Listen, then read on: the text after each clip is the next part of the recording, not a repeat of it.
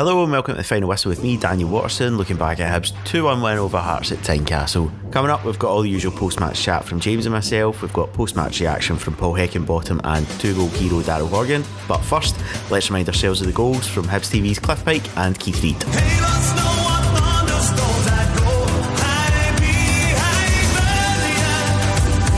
Hanlon the saviour there, ball clipped in from the corner. The header's in the back of the net. It's Peter Haring.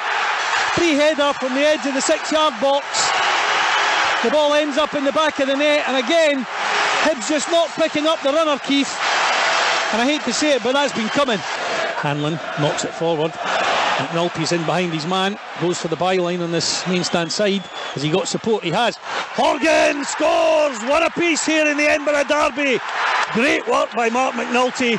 Started with a header forward by Paul Hanlon. McNulty down this main stand touchline, gets to the byline, looks up. Daryl Horgan on the edge of the 6-yard box, all alone, guides the ball behind Bobby's Lamal.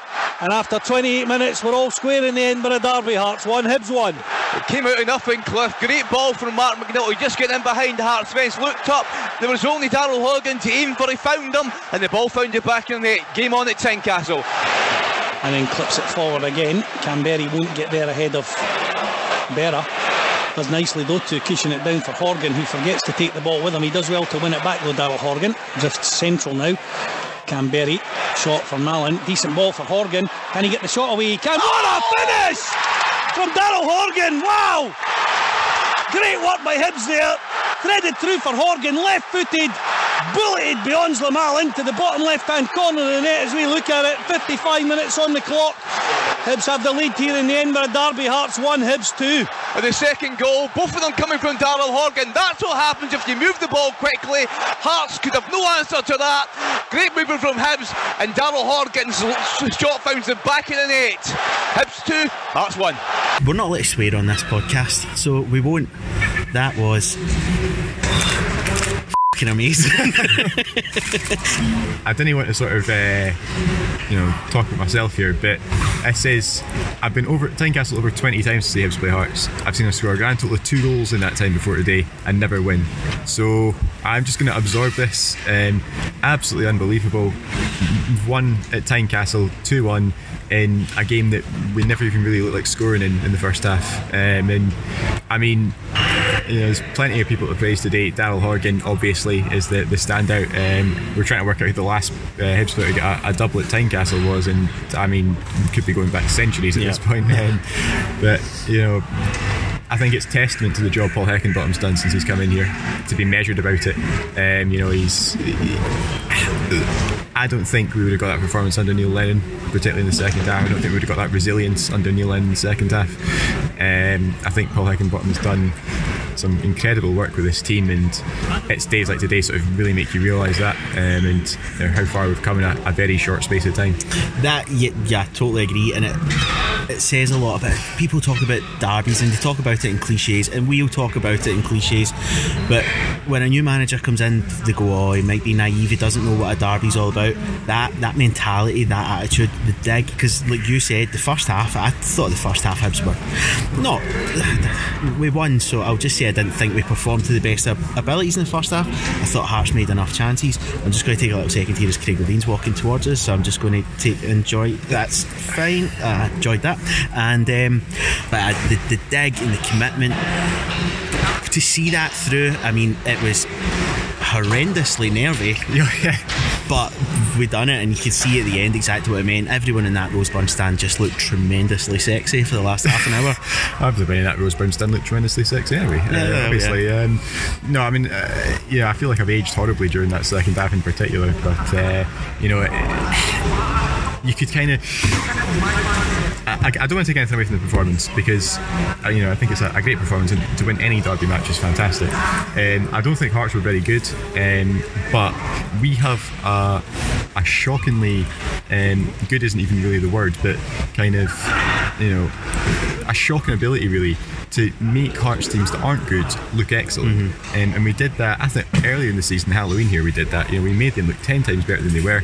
Alright, they were on a good run of form at the time, but it doesn't necessarily make them a good side. today, the first, I'd even say half an hour, we made Hearts look much better than they are. I watched the highlights of the game against Aberdeen last week. I thought they were okay. I thought they were helped by some really poor Aberdeen defending.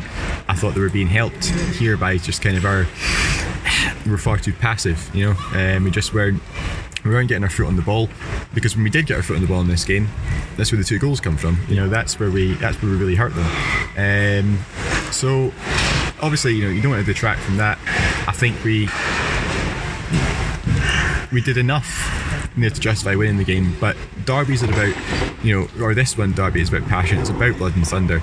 And we showed that in spades today. We showed that kind of grit, that kind of determination that is so often missing from a Hibs performance in a derby. Darren McGregor and Paul Hanlon were titanic at the back. Everybody will talk about Daryl Horgan's goals, Mark McNulty's assist, and rightly they should. Paul Hanlon's tackle on Uche Ekpiezu is absolutely outstanding. There's one that Dave Gray has, and David Gray gets given for it anyway, but he has no right. Not for Marciano. A more commanding goalkeeping display at Tynecastle I can't think of. Mark Calambi on his debut, maybe.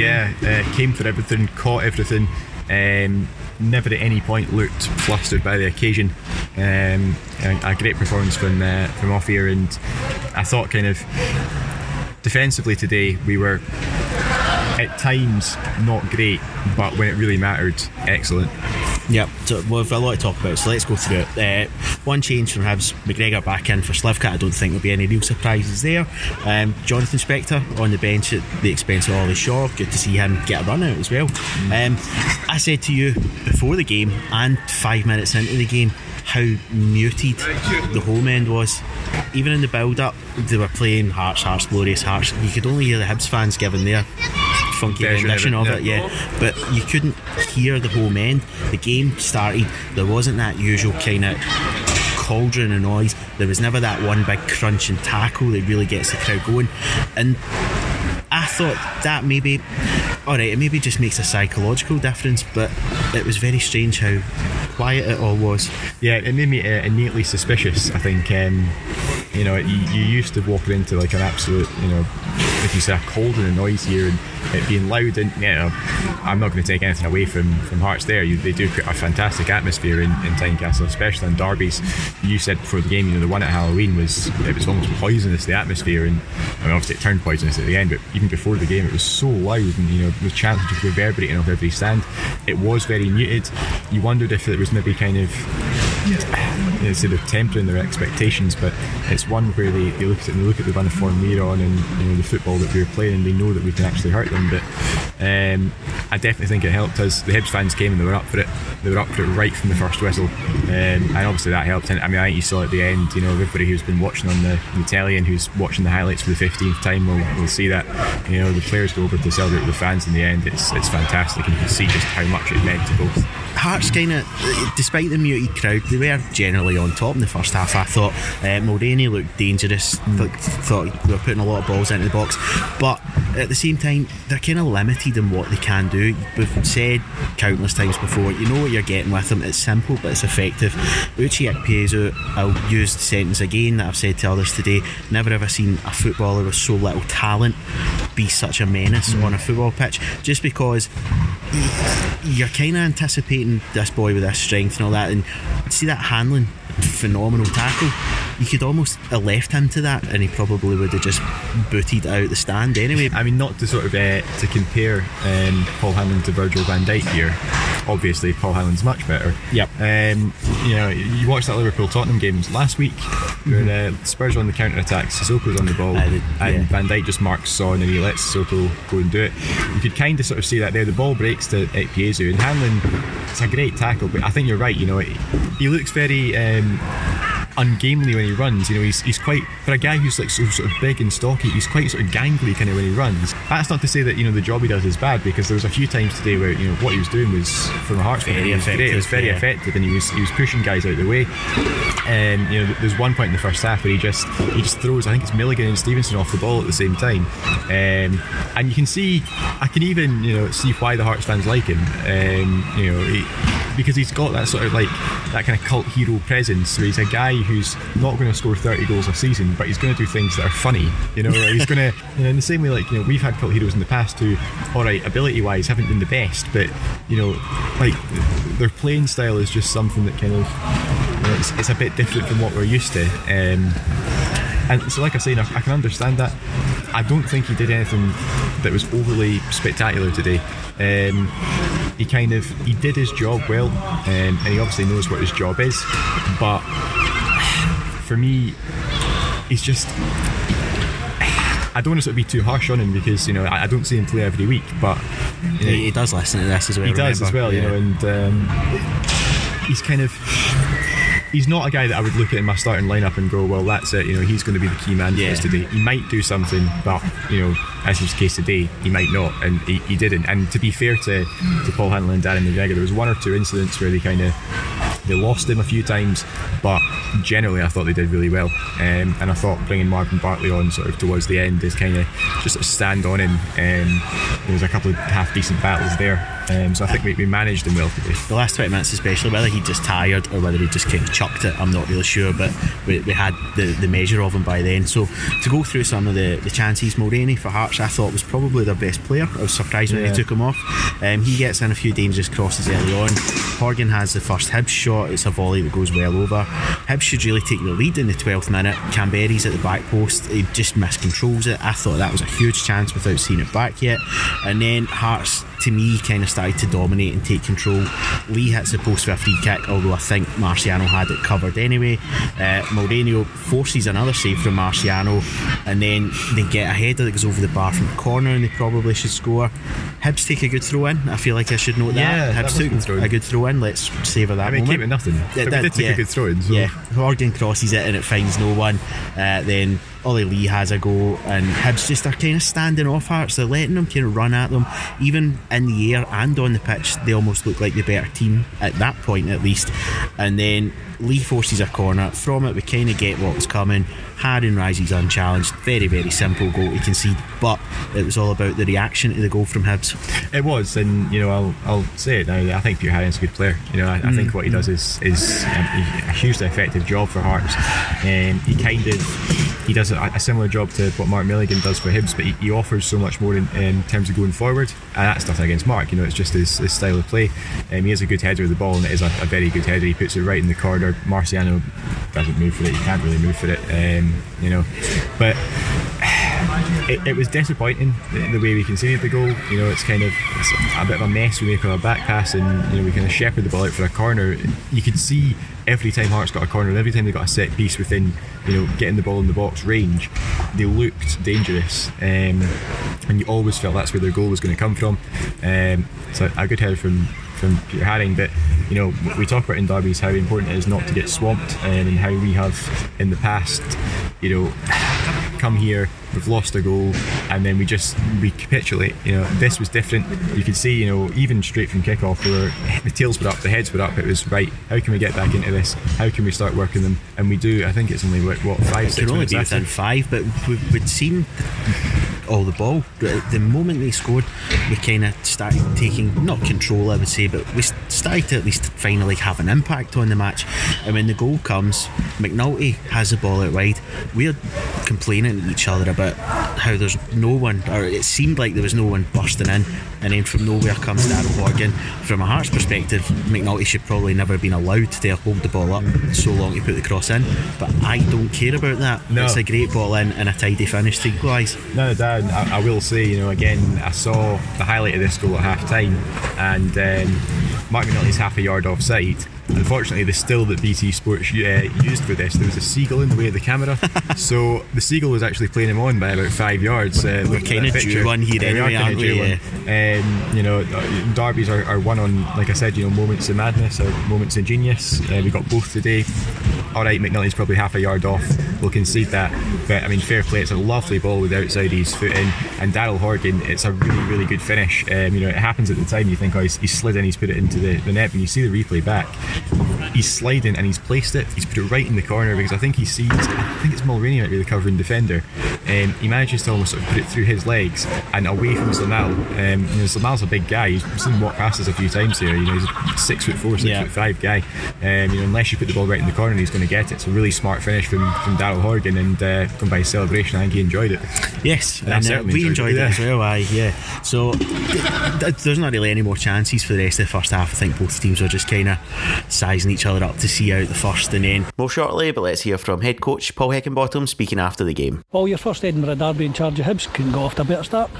No, good. Obviously, 3 points, celebrating with the fans at the end. It's great. I told the players to go and enjoy it because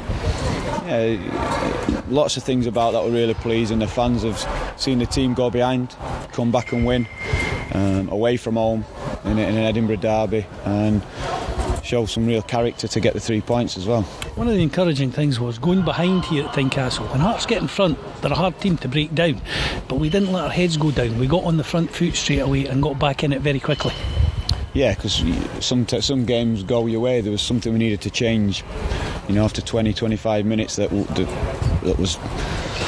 would allow us to make more passes, get Steffi on the ball higher up the pitch. So we had to do it. It was one of them games where you could see what you need to do and create to the players. Took it on board. We pushed Stevie a little bit deeper when we had possession, so him and Millie could try and make the pass and then make a bit more space for Steffi. And it worked for us today. And then when we got in front, we had even more space to play on the counter and be a big threat. Second goal was a cracking goal. Lovely football, lots of passing, good finish from Daryl Horgan. Yeah, and it was. Everyone could see where Hearts had the advantage over us, just the sheer size, direct, putting the ball in his box, set plays.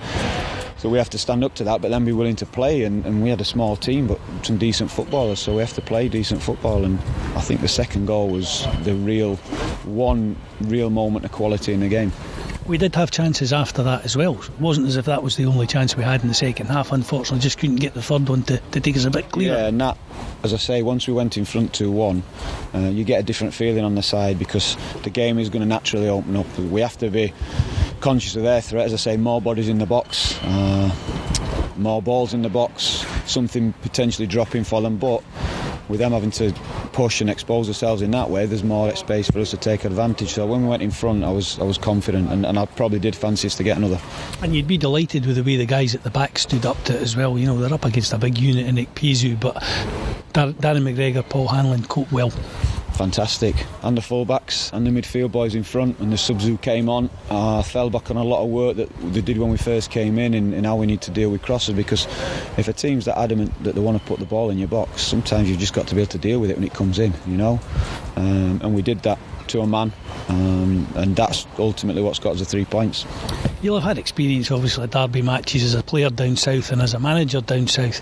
This one here, how did you treat it as a manager? Is it just another game and just 3 more points as far as you're concerned? Yeah, boringly it is for me, because when I'm outside the pitch I didn't hear anything from any of the fans about me, anything, just watching the game, but I had a feeling before, and what I wanted to do was to celebrate with our fans at the end of the game, and we got to do that, which is pleasing. And that's when you can, whistle's gone, you can take it in, you realise what it means to everyone, and you can enjoy the evening. So yeah, it's side of the pitch a little bit different when you're not playing, you stood, and I think for me anyway, whistle goes, I'm in the zone of coaching the team, trying to see what I need to see. Final whistle went today, then you can relax and enjoy it and celebrate with everyone. And the split fixtures start after another break, unfortunately. We've got a bit of momentum going, we get another break coming around, but we go into those games a place higher up the table in 5th spot, and surely still looking at teams above us. Yeah, fantastic. Listen, we'd have bit everyone's hand off when I came in here and the position we're in. If someone going to say you'd secured top 6 with a game to go, we'd have bitten their hands off, regardless of the result today. And then we've got that special result today, which is great, and it gives us that momentum going into what are going to be the 5 toughest games, because we're playing all the top teams. Does it give you an opportunity to give the guys a wee bit of a break at some point? Yeah, and that's what we're going to do, make the most of it now, give them a little break, then we'll be back in, and we'll be preparing then, as I say, for the final sort of 6 weeks of the season. Second half, just a completely different football match as far as I'm concerned.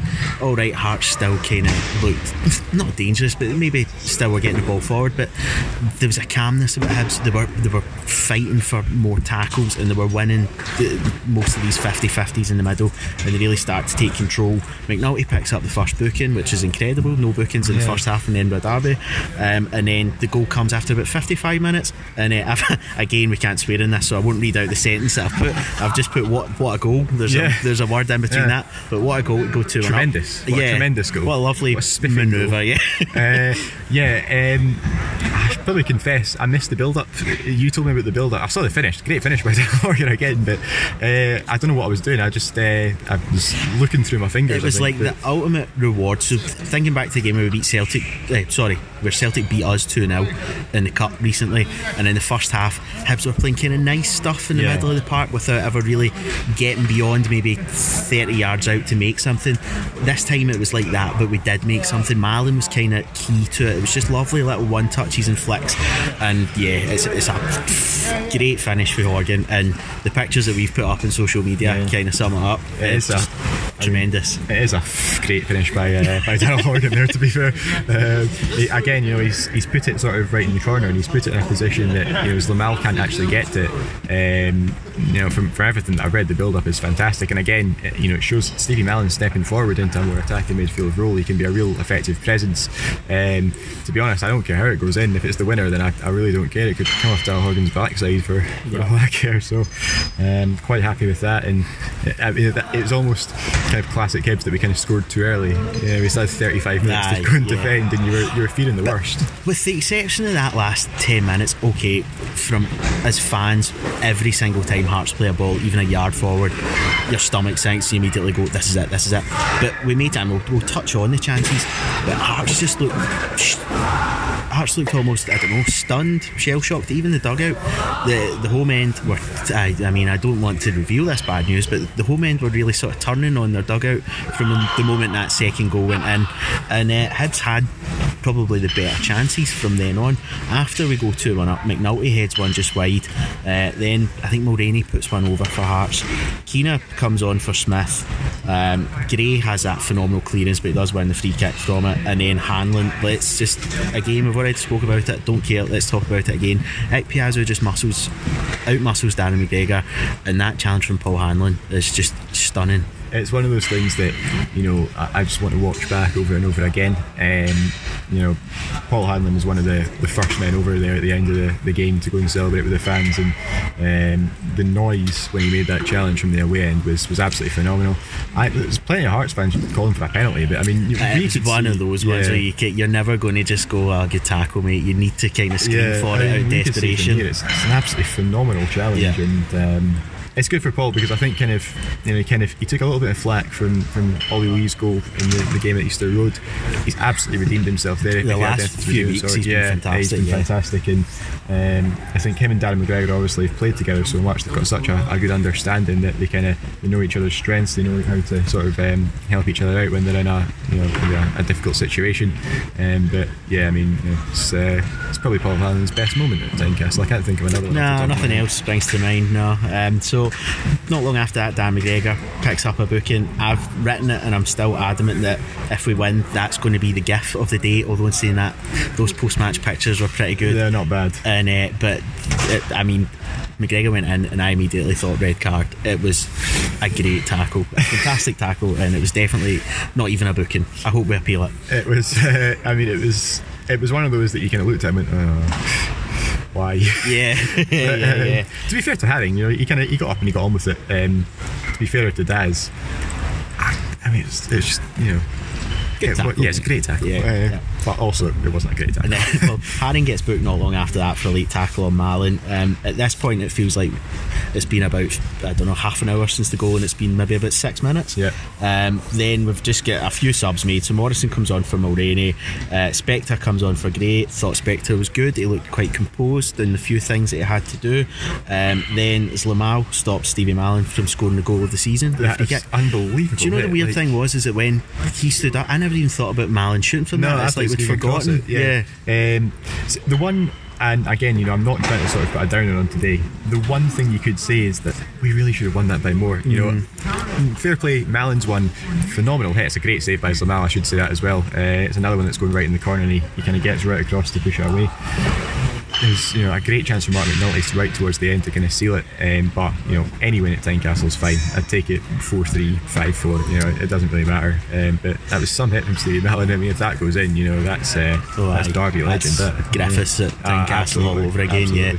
But not long after that, Hearts missed probably their only real chance they made after we go 2-1 up.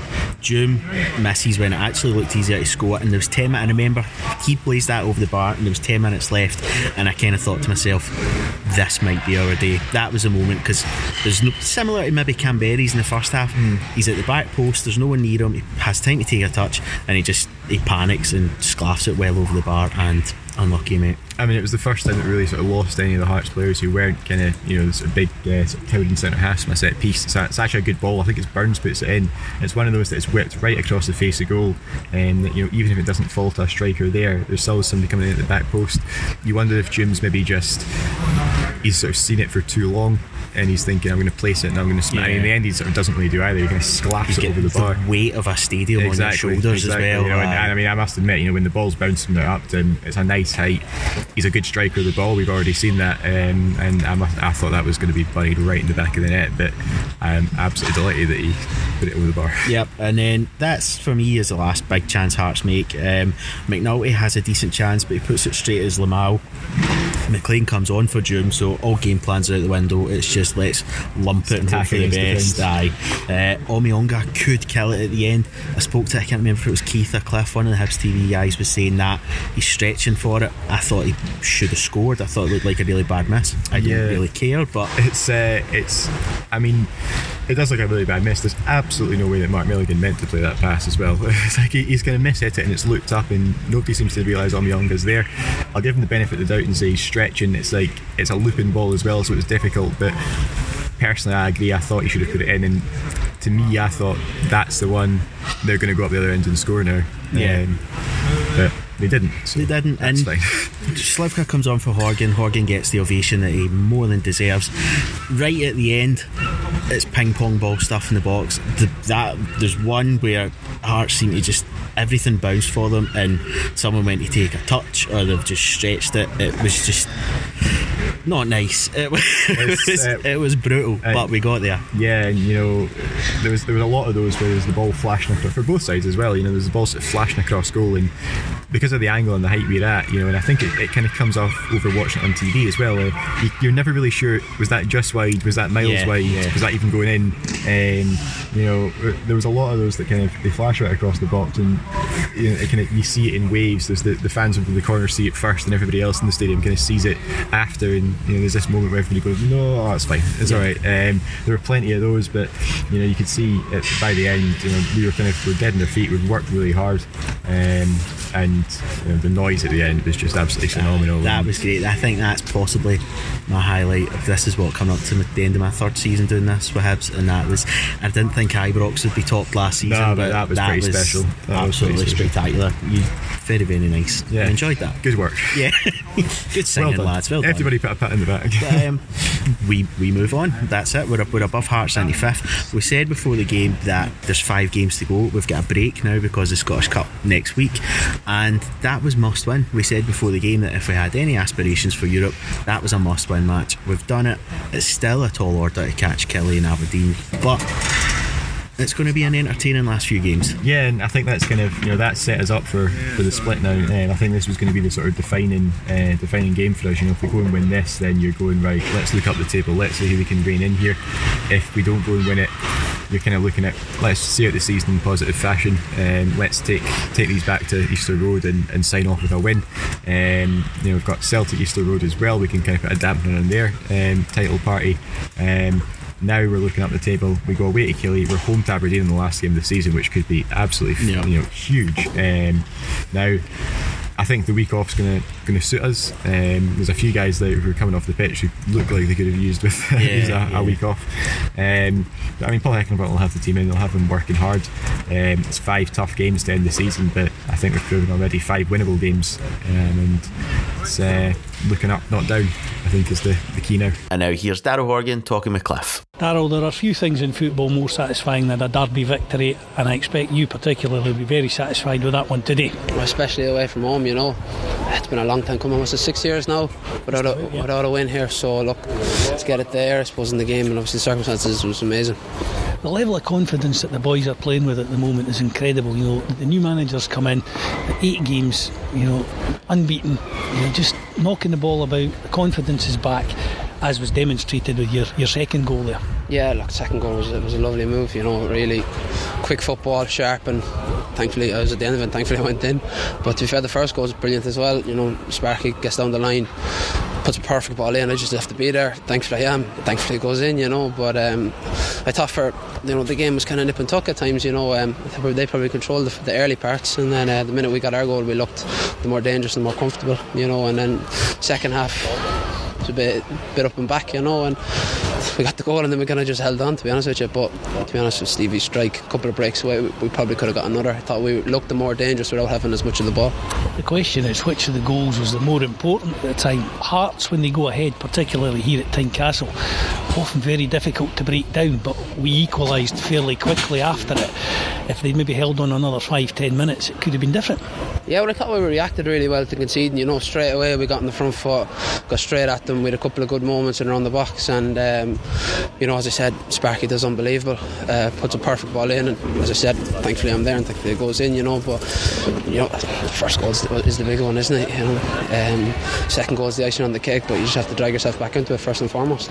The first half was almost a game of two halves in itself. I thought they were probably in control until they scored. Then, as you say, we reacted positively and controlled the rest of the half, and we came out positively as well in the second half. Yeah, but we probably said the same about the second half, you know. I thought we probably controlled the start, got the goal, controlled a little bit after that, and then it kind of changed as it does, you know. Derby days, they're launching balls in, they've 3 strikers on the pitch, the game changes. But I thought really, you know, defended really, really well. Some great blocks off here was unbelievable. The boys sitting in front of the back four were unbelievable, and I thought we looked at danger on the break, you know. I thought we looked like there was another goal. Obviously keeper made a couple of good saves, and you know, Sparky especially looked very lively getting in behind and being the threat, you know. So all in all, it was a great day, and you know, thankfully now we've gone ahead of them, gone up to 5th, but you know, we've 5 kind of games that are going to be like that today. And as we've said, you know, having got into the top 6, you know, back at the end of January, people probably didn't think that was going to happen. We've got into the top 6. We're now above our city rivals in the table. You know, we've got a free shot now, really, at looking at the teams above us in the table. And I expect with the confidence that's going through the ranks, we'll be looking to have a go at climbing even higher. Yeah, me and you, I suppose, back in, I think it was January, we were talking about maybe not making the top 6, you know. That was a real possibility, but obviously since the manager has come in, we've kind of gone from strength to strength. Obviously 8 unbeaten in the league, and you know, as you said, playing with confidence, playing well, you know, a lot of very, very good things. But, we want to get as high up the table as we possibly can, and you know, we've games against the teams around us now. You know, everyone be taking points off everyone, and hopefully we can get ourselves up the table a bit more, 3rd, 4th, and see how we go from there. They talk about the new manager bounce, but I think looking at this now, this is a wee bit more than a new manager bounce. You know, Paul's come in, the players seem to be enjoying playing under him. It shows on the pitch. Look, I don't think it's really a bounce. Obviously the team was very, very successful under Neil Lennon as well, you know. It was just maybe just hit that slump at the time. The team has always been a good side, always going well, and you know, just that one was hard to really understand why it happened or how it happened, but unfortunately it did. Whatever's happened, new manager's in, and thankfully we've gone really well under him, and you know, everyone's enjoying it and really enjoying working under him and Robbie, and you know, at the minute we're flying it, but you know, we've 5 massive games to go. Such is the nature of Scottish football this season. There seem to be more breaks at times than anything else. We've got another one coming up next week. Is that a good thing or a bad thing when you're playing as well as we are? Probably want to keep the momentum going, but I don't know, my legs could use a break at the minute. I don't know, maybe I'll have a different answer for you Wednesday, but no, yeah, it is what it is. You just have to roll with it. We'll have 2 good weeks training now and prepare for Celtic, and you know, hopefully go out to pick up another 3 points. So that'll do us for this week's episode. The extended highlights and the full match replay are available on Hibs TV if you are a member. Now has never been a better time to sign up because you really, really want to watch that again. You really do. I know you do. Next up for us is Celtic in 2 weeks' time. I'm sure the tickets will be available online soon for that if they're not already. The match will be broadcast live for all international TV subscribers. But until then, my thanks to James as always for joining me. Massive thank you for listening. Enjoy the break and join us next time on The Final Whistle.